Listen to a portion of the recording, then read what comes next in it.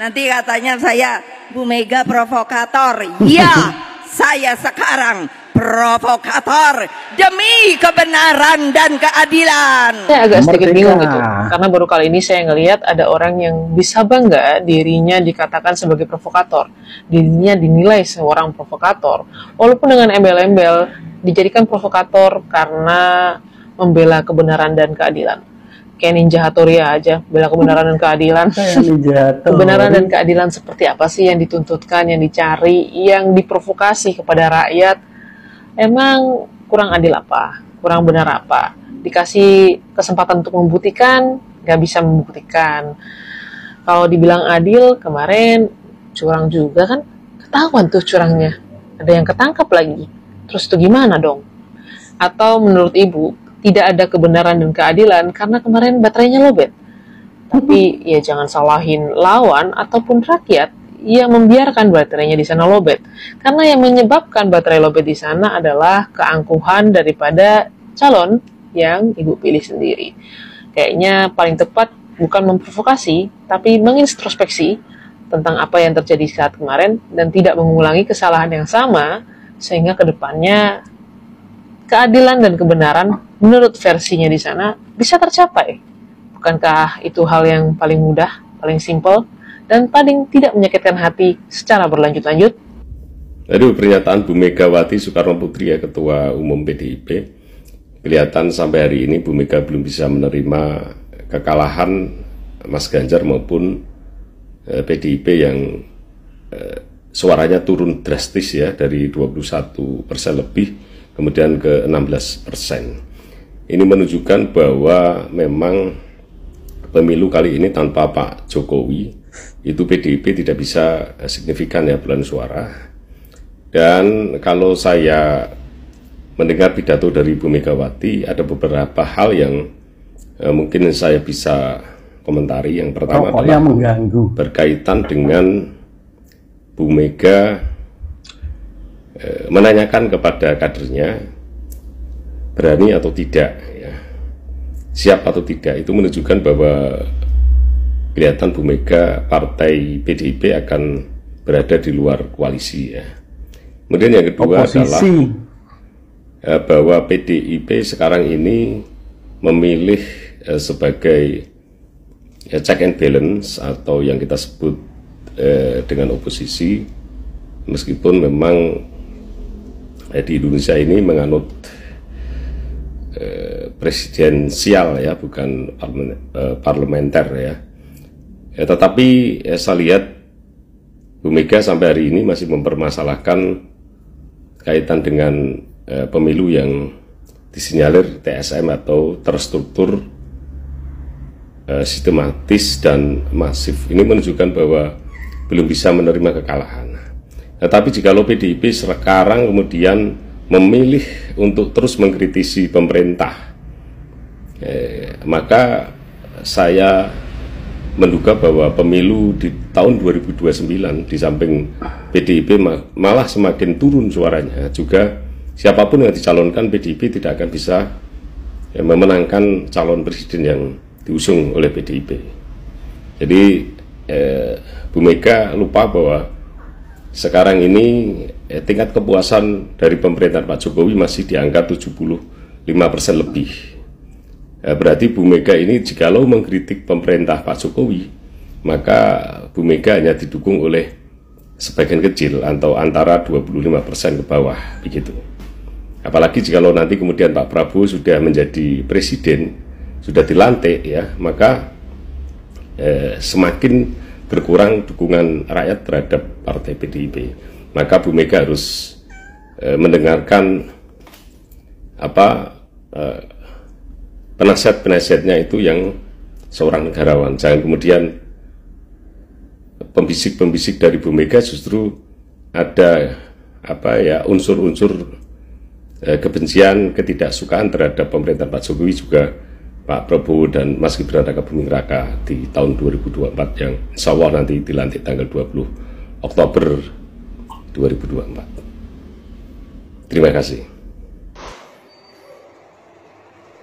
Salam Pancasila, salam hormat, Ibu yang kami cintai, yang saya cintai dan saya hormatin, yang menjadi spirit guru kebangsaan saya, Ibu Megawati Soekarno Putri.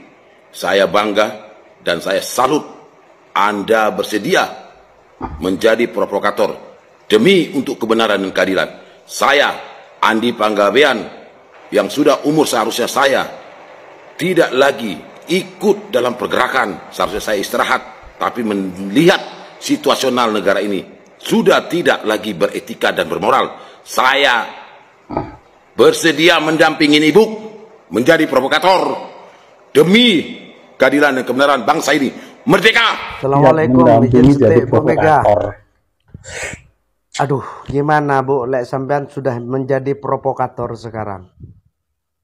Ayolah Bu, harus menerima kekalahan dengan lapang dada. Partainya sampean itu yang paling tua, harus ngasih contoh ke partai-partai yang lain gitu loh. Kalau sampean kayak itu, mengecam kayak itu terus-terusan, pokoknya kalau partai PDI nanti akan mengajukan bupati, gubernur atau apa, jangan direspon aja untuk warga kesemuanya, seluruh rakyat Indonesia. Kalau ketuanya sudah omongannya kayak itu, akan menjadi provokator. Itu bukan jadi panutan kayak itu, Bu. Kamu paling sepuh di negara ini ngomong yang bagus. Ibu Mega adalah provokator, pengakuan yang sangat jujur ketika mengalami kekalahan dan kepahitan di dalam menghadapi masa pemilu, karena pasangan capres yang diusungnya kalah dan mendapatkan suara yang paling sedikit, dan akhirnya Ibu Mega harus mengatakan yang sebenarnya, bahwa dia adalah provokator, bahwa dia adalah orang yang suka membuat gaduh. Gimana komentar kalian teman-teman? Kirim komentar kalian di sini. Terima kasih. Hahaha. Mamanya PDIP ini mengaku dengan jujur bahwa dia sekarang ini katanya seorang provokator. Bu Mega Ya, adalah provokator. seorang provokator untuk kebenaran dan keadilan. Itu katanya.